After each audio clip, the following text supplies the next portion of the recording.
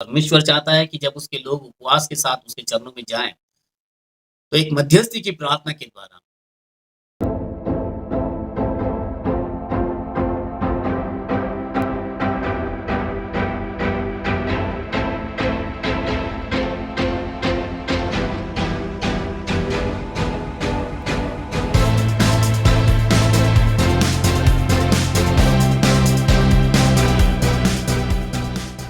Hallelujah! जैसे हमने गीत गाया, सुना, मैं तो नहीं गा रहा था लेकिन जो अ, टीम हमारी गा रही थी गाना, इस गीतों के अंदर गहरा महत्व हम देख सकते हैं, गहरा मतलब इसमें हम सुन सकते हैं कि मैं यहाँ हूँ प्रभु। संसार में कितनी ही बातें उथल-पुथल क्यों ना हो रही हो, लेकिन प्रभु मैं तेरे चरणों में आया। आज हमारा उपवास प्रार्थना का ये तीसरा दिन है और मैं विश्वास रखता हूँ हम सब इस प्रार्थना में एक मन होकर समर्पण के साथ शामिल हुए होंगे। नहीं भी हुए होंगे कोई बात नहीं लेकिन हम में से कई लोग इस उपवास प्रार्थना में शामिल हुए होंगे, ये मेरा विश्वास है। कुछ वचनों में से कुछ बातें आज हम उपवास प्रार्थना के अनुरूप थोड़ा-सा ध्यान देंगे इसके ऊपर कि बाइबल हमें उपवास प्रार्थना के बारे में क्या बताती है। गीत तो अच्छे-अच्छे हम गा सकते हैं, गीतों के अंदर की गहराई हमें झंझोड़ देती है, शरीर, प्राण, आत्मा के अंदर जब हम इसे सुनते हैं। लेकिन जब वचन पढ़ते हैं तो हमारा विश्वास है कि एक-एक वचन परमेश्वर के बारे में हमको बताता है और हर एक वचन परमेश्वर की ओर से दिया गया एक कलाम है। क्योंकि वचन सिर्फ़ किसी के द्वारा लिखे गए सिर्फ़ एक साधारण वचन नहीं है, परंतु इन वचनों के द्वारा परमेश्वर ने अपने लोगों से बातें की है। परमेश्वर का ये इस्तेमाल किया गया शब्द है, परमेश्वर ने इसे उच्चार किया है, परमेश्वर ने इसे कहा है। हम सब जाएँगे यशायाह की पुस्तक उसके 58 आइज़ाया चैप्टर 58 थोड़ा-सा इसमें से हम उपवास के बारे में आज की शाम में सुनेंगे कि परमेश्वर आज हमसे इस उपवास प्रार्थना के बारे में क्या कहना चाहते हैं। हम सब कुछ परिस्थितियों के अंदर उपवास रख रहे हैं, हमारे उपवास रखने का कारण क्या है कि एक शत्रु है जो सबके दरवाजे पर दस्तक दे रहा है। सभी अपने-अपने घरों के अंदर बैठे हैं और सिर्फ भारतीय नहीं लेकिन पूरा संसार इस भय के अंदर जी रहा है कि अब तक इतने लोग इस संसार से रुखसत हुए हैं, कल क्या होगा? कल के बारे में कोई नहीं जानता। यहाँ तक कि चाइना तो अपने कामों में शुरू भी हो गया लेकिन वो भी नहीं जानता कि क्या वो सुरक्षित है क्या नहीं। लेकिन आप मुझे और आपको ये मालूम है कि परमेश्वर के सामने दीन मन होकर आने वालों के लिए परमेश्वर ने हमेशा ही मार्ग खोले हैं। अगर यशायाह की पुस्तक उसके 58 1 से लेकर 12 आयतों को आप ध्यान से पढ़िएगा। सारे वचनों को मैं पढ़ने को नहीं कहूँगा। लेकिन यशायाह नबी के द्वारा यहाँ पर परमेश्वर ने हमारे उपवास के बारे में कुछ खास बातें हमसे कही हैं। उसकी पहली आयत यूँ कहा है कि गला खोल कर पुकार, कुछ भी रख ना छोड़। ऐसा नहीं है कि मैं कुछ बातों को छुपा कर आपको बताऊँ, कहूँ कि नहीं ये बातें लोगों को अच्छा लगेगा या नहीं सुनने में। लोगों के कान में सुनने में ये कैसा लगेगा? कुछ उनको सुकून मिलेगा या नहीं? लेकिन वचन तो ऐसे बताता है कि कुछ भी बात को छुपा कर मत रख, लेकिन जो बात इसमें लिखी गई है, उसे पुकार कर सुनने वालों को बता। प्रभु का वचन बताता है, यदि तेरे कान हो तो सुन ले। और हमें आज इस बात पर ध्यान लगाना है कि परमेश्वर हमसे क्या कहते हैं। लिखा है कि नरसिंगे सा ऊंचा शब्द करके बोल, मेरी मेरी प्रजा को उसका अपराध अर्थात याकूब के घराने को उसका पाप जता दे। परमेश्वर हमेशा हमें इस बात पर सतर्क करता है कि एक बार रुक कर अपने गलतियों पर ध्यान दें। ऐसा बिल्कुल भी नहीं है कि आज अगर हम इस खुली हवा में अपने घरों के अंदर अच्छे साँस ले रहे हैं, अच्छा जीवन जी रहे हैं, इसका मतलब हमने कोई गलती ही नहीं की होगी, ऐसा नहीं है। ये परमेश्वर का अनुग्रह है कि अ, परमेश्वर ने हमें आज तक भी जीवित रखा, हमारे नथुनों में श्वास को बनाए रखा। लेकिन फिर भी परमेश्वर चाहता है कि ऐसे समय में भी आप अपनी गलतियों पर ध्यान दें। जो गलतियाँ या गुनाह हम कर रहे हैं, उन गुनाहों को हम टटोलें। खुदा का कलाम बताता है, याकूब को उसका पाप जता दे। वे प्रतिदिन मेरे पास आते हैं। देखिए, बहुत ही गौर करने वाली बात है, ध्यान देने वाली बात है। वे प्रतिदिन मेरे पास आते हैं और मेरी गति जानने की इच्छा ऐसी रखते हैं मानो वे धर्मी लोग हैं। संसार में आज हम कई लोगों को ऐसा देख सकते हैं, वे ये बताना चाहते हैं, वे जताना चाहते हैं कि हम देखो बहुत ही धार्मिक जीवन जी रहे हैं, उनके कार्यों को देखेंगे, उनके व्यवहारों को देखेंगे तो ऐसा लगेगा कि कितनी धार्मिकता को वे अपने जीवन में पूरा कर रहे हैं। लेकिन वचन बता रहा है कि परमेश्वर हमें आईना दिखाना चाहता है, परमेश्वर हमें बताना चाहता है कि ऐसा नहीं है कि हर क्षेत्र में हम सब सिद्ध हो चुके हैं। वे प्रतिदिन मेरे पास आते हैं। हर दिन हम खुदा के चरणों में तो जाते हैं, लेकिन फिर भी कुछ कमियों को लेकर ही आ रहे हैं। हर बात में सिद्ध नहीं हो रहे हैं। उन्होंने जिन्होंने अपने परमेश्वर के नियमों को ऐसा लिखा है, ऐसी रखते हैं मानो वे धर्मी लोग हैं और जिन्होंने अपने परमेश्वर के नियमों को नहीं टाला, वे मुझसे धर्म के नियम पूछते हैं और परमेश्वर के निकट आने से प्रसन्न होते हैं। ऐसा बताते हैं जैसे हमने कोई भी गलती आज तक की नहीं, कुछ भी हमने अपने गलत में किया नहीं, लेकिन तीसरा वचन बताता है, वे कहते हैं क्या कारण है कि हमने तो उपवास रखा, परंतु तूने उसकी सुधि नहीं ली। उपवास रखा जा रहा है, लेकिन उसकी सुधि ही परमेश्वर ले नहीं रहा।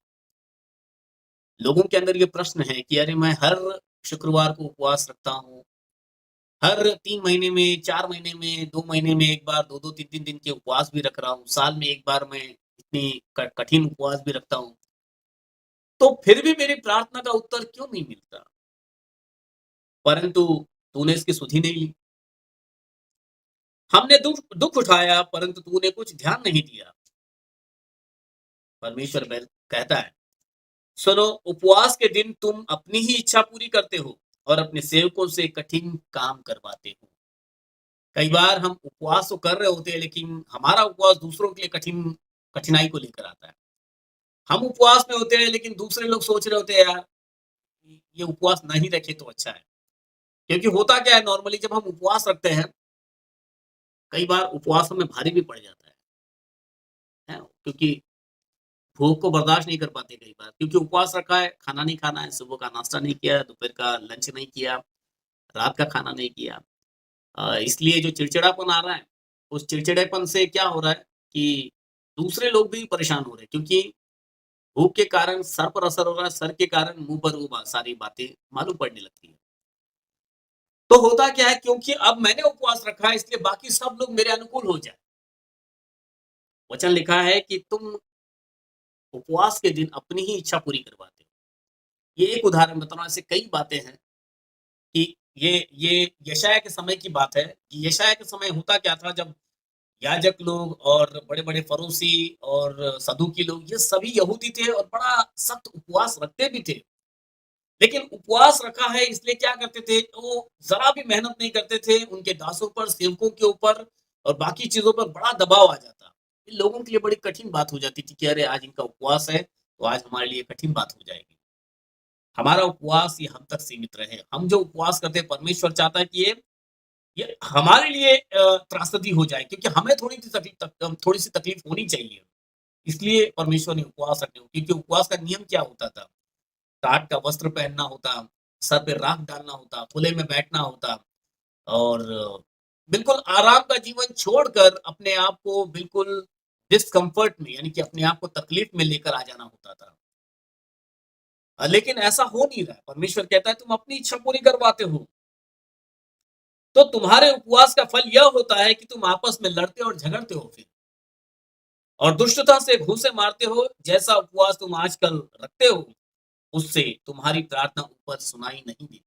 तो मेरे भाइयों और बहनों, मैं ये नहीं कहता कि हम में से हर कोई गलत उपवास करे, हम में से कई लोग सच्चा उपवास कर रहे होंगे, लेकिन उपवास करना अच्छी बात है, लेकिन चाहिए कि इस उपवास को हम सही रीति से करें, जो मनुष्यों के प्रसन्न करने के लिए ना हो, परंतु परमेश्वर के प्रसन्न करने के लिए होने पाए। जब हम उपवास करें तो हमारा पूरा ध्यान परमेश्वर पर होने पाए, ना कि लोगों के ऊपर होने पाए, कि मैं और मेरा परमेश्वर और परमेश्वर के वचन मेरे सामने है, मुझे उस पर पूरा ध्यान देना। परमेश्वर कहता है, या अगर आप 12 तक वचन पढ़ोगे, इसमें कई ऐसी बातें आप देखोगे। लिखा है, जब तुम उपवास करोगे तब तेरा प्रकाश पौ फटने के समान चमकेगा। जब तुम्हारी सच्ची उपवास यानी जैसा परमेश्वर को चाहिए वैसा उपवास करोगे। आप पूरा 12 आयत ठीक से पढ़ना, मैं पूरा पढ़कर समय नहीं लेना चाहता हूँ, लेकिन ऐसा लिखा है कि जिस उपवास से मैं प्रसन्न होता हूँ, उसकी 6 आयत को आप अगर पढ़ोगे तो वहां पर साफ लिखा हुआ है कि जिस उपवास से मैं प्रसन्न होता हूँ, वह क्या यह नहीं कि अन्याय से बनाए हुए दासों को अंधेर और अंधेर सहने वालों का जुआ तोड़कर उनको छुड़ा लेना और सब जुओं को टुकड़े टुकड़े कर देना। हमारा उपवास कईयों के लिए छुटकारे का कारण बने। लोग बंधनों का जीवन जी रहे हैं, बहुत से दबे हुए हैं। यहाँ पर परमेश्वर हमें उस उपवास का एक मुख्य कारण बता रहे हैं कि तुम्हारा उपवास क्यों हो, कैसा हो। जिस उपवास से परमेश्वर प्रसन्न हो सकता है उसके बारे में 6 आयत स्पष्ट बताती है कि अंधेर सहने वाले यानी कि जो लोग अंधेरों में पड़े हैं, बंधनों में पड़े हैं, बीमारों में पड़े हैं, त्रासदी है चारों तरफ। आज मैं और आप इस जो त्रासदी आज संसार में चल रही है, हम में से कोई अनजान नहीं है। सभी जानते हैं ये त्रासदी क्या है। कोरोना वायरस ने लोगों को एक तरह के डर के बंधन में लाया और डरना भी क्यों नहीं है, डर तो वाजिब है भी। लोग आज तक गफलत का जीवन जी रहे थे, सोच रहे थे कुछ होगा ही नहीं, जैसा हम जी रहे हैं वो ठीक है। लेकिन आज सबको पता चल रहा है कहीं न कहीं गुनाहों का लेखा लिया जा रहा है। समय-समय पर परमेश्वर ने इस सृष्टि के अंदर जब गुनाह बढ़े, परमेश्वर ने इस सृष्टि को सफाई किया है। नूह के समय भी हम देख सकते हैं, परमेश्वर को इस पूरे पृथ्वी को बुराई से आज़ाद करना पड़ा। पूरी पृथ्वी को धोना पड़ा पानी से। और कई जगह पर हम इस परिस्थितियों को देख सकते हैं कि समय-समय पर परमेश्वर ने न्याय को लेकर आया है। परमेश्वर चाहता है कि जब उसके लोग उपवास के साथ उसके चरणों में जाएँ, तो एक मध्यस्थी की प्रार्थना के द्वारा हम अगर उपवास करें तो ऐसा नहीं कि सिर्फ़ हमारे परिवार की सुरक्षा के लिए प्रभु हम किसी तरह सुरक्षित हो जाएँ। लेकिन आपकी प्रार्थना हो इस उपवास के दौरान कि ऐ खुदावन मेरे उपवास करने का कारण यही है प्रभु कि होने दे कि ये संसार जिस भय के अंदर, जिस बीमारी के अंदर जी रहा है, उस बीमारी से वे आज़ाद हो जाएँ। फिर से वही खुशहाली लौट कर आए प्रभु। ऐसा नहीं है कि परमेश्वर यूँ ही इन सारी बातों को भुला देगा, लेकिन वो चाहता है कि कोई आए, मध्यस्थी की प्रार्थना करे और परमेश्वर उनकी प्रार्थना सुनेगा। जब इज़राइली गुनहगारी में बढ़ते जा रहे थे, तब मूसा मध्यस्थी की प्रार्थना के द्वारा परमेश्वर के सामने आया। परमेश्वर से मूसा ने प्रार्थना की गुहार लगाई कि तू इन इज़राइलियों को माफ़ कर दे, इन इज़राइलियों को तू क्षमा कर। पर उनके ऊपर जो एक परमेश्वर ने दंड लाने का सोचा था, इस दंड से प्रभु तू इनको बचा। चाहे मेरा नाम जीवन की पुस्तक से मिटा डाल, लेकिन प्रभु तू इन्हें बचा। आज मैं और आप परमेश्वर के सामने उपवास के साथ में आने का हमारा यही एक मकसद हो कि प्रभु इस संसार के अंदर की त्रासदी को प्रभु तू खत्म कर। हमें भी क्षमा कर, चाहे हो सकता है हमारे जीवन के अंदर भी कुछ गलतियाँ हो सकती हैं। हमें और हमारे बाल-बच्चों को प्रभु तू क्षमा का जीवन दे। अय्यूब के जीवन को हम अगर देखेंगे तो अय्यूब ने समय-समय पर यही किया। उसके बच्चे क्या कर रहे थे अय्यूब जानता था, लेकिन फिर भी मतलब कई बार अय्यूब के पीठ पीछे भी ग बच्चे बच्चे गलतियाँ कर रहे हो सकते हैं। लेकिन अय्यूब की पुस्तक के पहली अध्याय में अगर हम देखें तो अय्यूब समय-समय पर परमेश्वर के आगे अपने बच्चों के लिए बलिदान लेकर आता और उनकी क्षमा याचना के अनुरूप परमेश्वर के सामने वो बलिदान चढ़ाता था। क्योंकि बच्चे नहीं करते तो क्या हुआ, लेकिन एक पिता को हमेशा बच्चों का ध्यान होता है। ऐसे ही परमेश्वर भी जो हमारा स्वर्गीय पिता है उसका हमको ध्यान है, मतलब उसकी निगाहें हम पर बनी हुई है।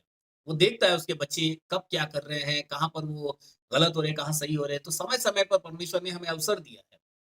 तो मुझे और आपको ये एक अवसर मिला हुआ है, अपने-अपने परिवार के साथ में मिलकर हम प्रभु को स्मरण करें, परमेश्वर में समय बिताएँ, बाइबल पढ़ें। और इन जो भी मैंने इस उपवास के ऊपर थोड़ा-सा आपको बताया, बहुत सारी बातें बताने जाऊँगा तो ये पूरे बड़े समय लंबे समय का प्रचार होगा।